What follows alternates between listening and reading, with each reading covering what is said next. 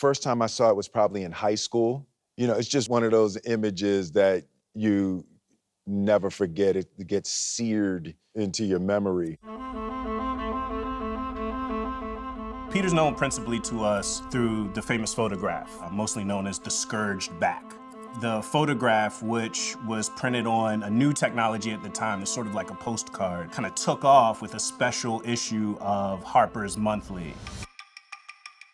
Accompanying that image was a story about Peter escaping from slavery in Mississippi, covering himself in onions to hide from the bloodhounds that had been set on his path, being captured by the Confederate Army, and then escaping capture from them. The kind of escape that Peter had to undertake was incredibly difficult. The landscape itself was like a prison. To escape, then, means you've got to brave the swamp with its storms, malaria, dangerous animals, and snakes. It makes it almost impossible to escape. He makes his way to the contraband camp. He's taken immediately to the medical examiner, and that's where the scourged back is revealed.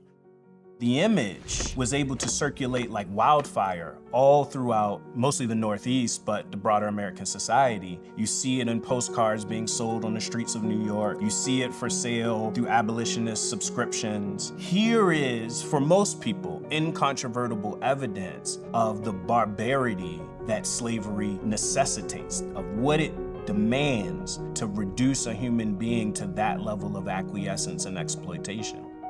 This image was able to state plainly for all the world to see that slavery cannot endure without barbarity. That is its currency. It requires that in order to function.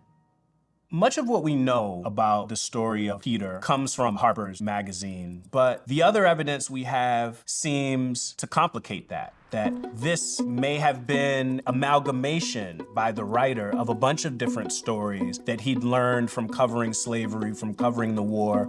We have the most famous image of American slavery on one hand, and we know next to nothing about him on the other hand, not even his real name. That, in a nutshell, is the historical problem with understanding American slavery. The kinds of records, the kinds of archives we use to write the lives of other people in this society just simply don't exist to the same degree for enslaved people. That makes it very, very hard to tell the story of enslaved people in any great detail. So we have to try to read against the grain and work our way through this paucity of evidence to try to tell a fuller life story of enslaved people. And that story in Harper's is still crucial because it's a composite of what we have come to learn about the greatest rebellion against slavery in American history, which is the mass defection of slaves from the plantations during the Civil War and the joining of the Union Army. That image was able to achieve a sense of reality for many people who continue to be skeptical about the testimonies of ex-slaves. In a sense, you could think of it as one of the first viral images,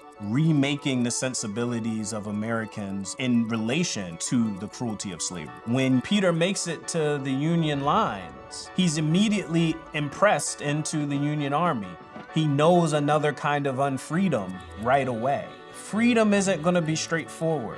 Despite all the heroicism, despite the sacrifice that's gone into getting this far, the journey is not over. That, I think, is a compelling task of a film like Emancipation. It is about slavery, and it's about more than slavery. It's about the human condition. This teaches us something about what it means to be human, even now.